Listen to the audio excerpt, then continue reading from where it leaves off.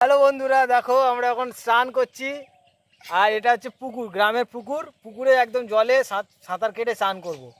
আর এখানে দেখো পুকুরে অনেক শামলা হয়েছে, এগুলো হচ্ছে জলজ সবজি এক ধরনের, মানে খুব ভালো টেস্টি, খেতেও লাগে।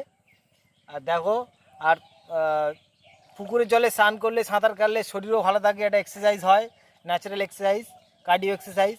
তো পুকুরের জলে স্নান করা অবশ্যই ভালো, এবং মানে যাদের সমস্যা আছে সেটা আলাদা ব্যাপার, বাট পুকুরের জলে গ্রামের মানুষ স্নান করে, শরীর স্বাস্থ্য সব ভালো থাকে।